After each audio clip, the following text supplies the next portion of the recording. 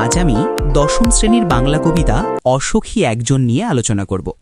এই আলোচনা পর্বে থাকবে প্রত্যেকটি লাইনের অর্থপূর্ণ ব্যাখ্যা এবং এখান থেকে যে গুরুত্বপূর্ণ প্রশ্নগুলো 2027-এর মাধ্যমিক পরীক্ষায় আসবে তার উত্তর সমেত আলোচনা করব। তো চলো বন্ধুরা, দেরি না করে শুরু করা যাক। কবিতা অসুখী একজন, কবি পাবলো নেরুদা। উৎস: প্রখ্যাত চিলিয়ান কবি পাবলো নেরুদা রচিত মূল কবিতা লা দেসদিচাদার বাংলা তর্জমা হল অসুখী একজন। কবিতাটি অনুবাদ করেছেন কবি নবারুণ ভট্টাচার্য। তার অনুদিত ও সংকলিত বিদেশি ফুলে রক্তের ছিটে নামক কাব্যগ্রন্থ থেকে কবিতাটি গ্রহণ করা হয়েছে। চলো এবার প্রত্যেকটি লাইন পড়ে তোমাদেরকে সহজভাবে বুঝিয়ে দেব। আমি তাকে ছেড়ে দিলাম, অপেক্ষায় দাঁড় করিয়ে রেখে দরজায়। আমি চলে গেলাম দূর দূরে। ব্যাখ্যা: কবি এখানে এক বিচ্ছেদের করুণ ছবি এঁকেছেন। কর্তব্যের খাতিরে বা যুদ্ধের প্রয়োজনে কথক তার প্রিয়তমাকে বাড়ির দরজায় দাঁড় করিয়ে রেখে বিদায় নিলেন। মেয়েটি জানত না এই বিদায় কতটা দীর্ঘ হবে। সে শুধু কবির ফিরে আসার অপেক্ষায় সেখানে দাঁড়িয়ে রইল। সে জানত না আমি আর কখনো ফিরে আসব না। ব্যাখ্যা: এটি একটি অত্যন্ত বেদনাদায়ক লাইন। মেয়েটি সরল বিশ্বাসে অপেক্ষা করছিল, কিন্তু নিয়তির নিষ্ঠুরতা এই যে কথকার কোনোদিন সেই চেনা পথে, সেই চেনা মানুষের কাছে ফিরতে পারবেন না। যুদ্ধ বা পরিস্থিতি তাকে চিরতরে দূরে সরিয়ে দিয়েছে। একটা কুকুর চলে গেল, হেঁটে গেল গির্জার এক নান, একটা সপ্তাহ আর একটা বছর কেটে গেল। ব্যাখ্যা: সময় কারো জন্য থেমে থাকে না। কুকুর বা সন্ন্যাসিনীর যাতায়াতের মতো অতি সাধারণ ঘটনার মধ্যে দিয়েই সময় গড়িয়ে যায়। এভাবেই অপেক্ষার প্রহর গুনতে গুনতে এক সপ্তাহ, তারপর এক বছর কেটে গেল, কিন্তু কবির দেখা নেই। বৃষ্টিতে ধুয়ে দিল আমার পায়ের দাগ, ঘাস জন্মালো রাস্তায়। ব্যাখ্যা: প্রকৃতিও সময়ের সাথে সাথে স্মৃতির ওপর আবরণ টেনে দেয়। বৃষ্টির জল রাস্তার ধুলো থেকে কবির পদচিহ্ন মুছে দিল, আর সেই পথে দীর্ঘদিন কেউ হাঁটেনি বলে সেখানে ঘাস গজিয়ে উঠল। অর্থাৎ কথকের ফিরে আসার পথটি ক্রমেই জনশূন্য ও পরিত্যক্ত হয়ে গেল। আটা একটার পর একটা পাথরের মতো, পরপর পাথরের মতো বছরগুলো নেমে এলো তার মাথার ওপর। ব্যাখ্যা: যখন কেউ কারো জন্য অপেক্ষা করে তখন সময় আর সহজভাবে কাটে না। মেয়েটির কাছে প্রতিটি বছর এক একটি ভারী পাথরের মতো যন্ত্রণাদায়ক এবং স্থবির মনে হতে লাগল। এই দীর্ঘ প্রতীক্ষা তার জীবনে এক দুঃসহ মানসিক বোঝা হয়ে দাঁড়াল। তারপর যুদ্ধ এলো, রক্তের এক আগ্নেয় পাহাড়ের মতো। ব্যাখ্যা: শান্ত ও ধীর প্রতীক্ষার কাল শেষ হল এক ভয়াবহ ধ্বংসলীলার মাধ্যমে। যুদ্ধ এখানে সাধারণ কোনো সংঘর্ষ নয়, বরং আগ্নেয়গিরি থেকে বেরোনো আগুনের লাভার মতো সবকিছু জ্বালিয়ে দিতে এলো। চারিদিকে শুধু ধ্বংস আর রক্তপাত। শিশু আর বাড়িরা খুন হল, সেই মেয়েটির মৃত্যু হল না। ব্যাখ্যা: যুদ্ধের নৃশংসতা কোনো বাছবিচার করে না। নিষ্পাপ শিশু থেকে শুরু করে নিরাপদ আশ্রয়স্থল, ঘরবাড়ি সবই ধ্বংস হল। কিন্তু আশ্চর্যের বিষয়, সেই অপেক্ষারত মেয়েটির মৃত্যু হল না। কারণ মেয়েটি এখানে কোনো রক্তমাংসের মানুষ নয়, সে হল কবির অমর প্রেম ও অপেক্ষার প্রতীক, যার বিনাশ নেই। সমস্ত সমতলে ধরে গেল আগুন। শান্ত হলুদ দেবতারা, যারা হাজার বছর ধরে ডুবেছিল ধ্যানে, উল্টে পড়ল মন্দির থেকে টুকরো টুকরো হয়ে। তারা আর স্বপ্ন দেখতে পারল না। ব্যাখ্যা: যুদ্ধের আগুন যখন সমভূমিতে ছড়িয়ে পড়ল তখন পবিত্র মন্দিরও রক্ষা পেল না। যে দেবতারা হাজার বছর ধরে শান্তিতে ধ্যানে মগ্ন ছিলেন এবং মানুষকে স্বপ্ন দেখাতেন, যুদ্ধের বাস্তবতায় তারাও আজ অসহায়। মন্দিরের বিগ্রহ ভেঙে টুকরো টুকরো হয়ে গেল।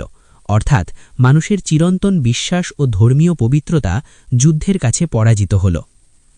সেই মিষ্টি বাড়ি, সেই বারান্দা যেখানে আমি ঝুলন্ত বিছানায় ঘুমিয়েছিলাম, গোলাপি গাছ, ছড়ানো করতলের মতো পাতা, চিমনি, প্রাচীন জলতরঙ্গ, বাদ্যযন্ত্র সব চূর্ণ হয়ে গেল, জ্বলে গেল আগুনে।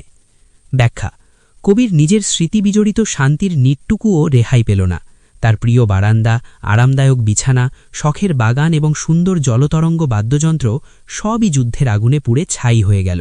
এক লহমে কবির ব্যক্তিগত সমস্ত সুখের স্মৃতি ধ্বংসস্তূপে পরিণত হল। যেখানে ছিল শহর, সেখানে ছড়িয়ে রইল কাঠকয়লা, দোমড়ানো লোহা, মৃত পাথরের মূর্তির বিভৎস মাথা, রক্তের একটা কালো দাগ।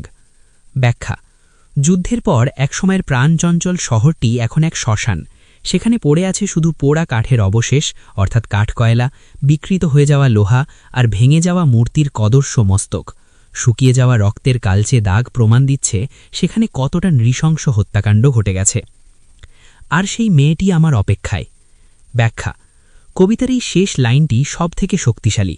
সব কিছু ধ্বংস হয়ে গেছে, শহর, মন্দির, ঘরবাড়ি সব ছাই হয়ে গেছে, কিন্তু কবির সেই প্রিয়তমা নারী বা তার প্রতি ভালোবাসা আজও সেই ধ্বংসস্তূপের ওপর দাঁড়িয়ে অপেক্ষা করছে। অর্থাৎ ধ্বংসের ওপর শেষ পর্যন্ত জয় হয় ভালোবাসার। মানুষের মৃত্যু হতে পারে, কিন্তু তার অকৃত্রিম অনুভূতির কখনো মৃত্যু হয় না। এবারে এখান থেকে যে গুরুত্বপূর্ণ ৩ ও ৫ নম্বরের প্রশ্ন উত্তরগুলো বাছাই করেছি তা তোমাদের দেখিয়ে দিচ্ছি। পিডিএফটি আমি ধীরে ধীরে স্ক্রল করব, প্রয়োজনে তোমরা স্ক্রিনশট করে নিতে পারো অথবা খাতায় নোট ডাউন করে নিতে পারো। ৩ নম্বরের প্রশ্নাবলী। ১. বৃষ্টিতে ধুয়ে দিল আমার পায়ের দাগ। উদ্ধৃতিটির তাৎপর্য বুঝিয়ে লেখো। অথবা বৃষ্টিতে ধুয়ে দিল আমার পায়ের দাগ। আলোচ্য অংশটির মধ্যে দিয়ে কবির বক্তব্য পরিস্ফুট করো। ২. সেই মেয়েটির মৃত্যু হল না। কোন মেয়েটির মৃত্যু হল না এবং কেন? অথবা সেই মেয়েটির মৃত্যু হল না, ভয়াবহ যুদ্ধ ও ধ্বংসের মাঝেও মেয়েটির বেঁচে থাকা কিসের ইঙ্গিত দেয়? ৩. রক্তের একটা কালো দাগ, কবি এরূপ উক্তির কারণ কি? অথবা রক্তের একটা কালো দাগ উক্তিটির মাধ্যমে যুদ্ধের ভয়াবহ পরিণতি ব্যাখ্যা করো। ৪. আমি তাকে ছেড়ে দিলাম, কবি কাকে ছেড়ে দিলেন? তাকে তিনি কিভাবে রেখে এসেছিলেন? অথবা আমি তাকে ছেড়ে দিলাম উদ্ধৃতাংশটির মধ্যে দিয়ে বিদায় মুহূর্তের যে করুণ ছবি ফুটে উঠেছে তা সংক্ষেপে লেখো। ৫. শান্ত হলুদ দেবতারা। দেবতাদের শান্ত হলুদ বলা হয়েছে কেন? তাদের কি পরিণতি হয়েছিল? অথবা শান্ত হলুদ দেবতারা, দেবতাদের এমন বিশেষণের কারণ কি এবং যুদ্ধের সময় তাদের করুণ অবস্থা বর্ণনা করো। ৬. তারপর যুদ্ধ এলো, তারপর শব্দটির তাৎপর্য এবং যুদ্ধের পরবর্তী পরিস্থিতির বর্ণনা দাও। ৫ নম্বরের প্রশ্নাবলী। ৭. সব চূর্ণ হয়ে গেল, জ্বলে গেল আগুনে। কবি কার কথা বলেছেন? কবির মূল বক্তব্য কি? অথবা সব চূর্ণ হয়ে গেল, জ্বলে গেল আগুনে, আলোচ্য অংশে যুদ্ধের কোন ভয়াবহ রূপ ফুটে উঠেছে?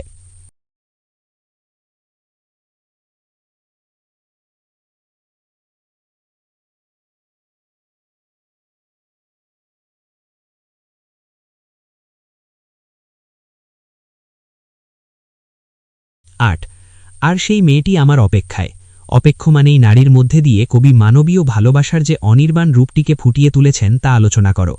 অথবা যুদ্ধের নেতিবাচক ভাবের পাশাপাশি যে মানবিক আবেদন অসুখী একজন কবিতায় প্রকাশিত হয়েছে আলোচনা করো। ৯. তারপর যুদ্ধ এলো। পাঠ্য কবিতায় কবি যে যুদ্ধের আশ্চর্য, করুণ ও মর্মস্পর্শী ছবি এঁকেছেন তা নিজের ভাষার আলোচনা করো। অথবা শিশু আর বাড়িরা খুন হল, এই ছবিটির মধ্যে দিয়ে যুদ্ধের পৈশাচিক বর্বরতা কিভাবে প্রকাশিত হয়েছে তা লেখো।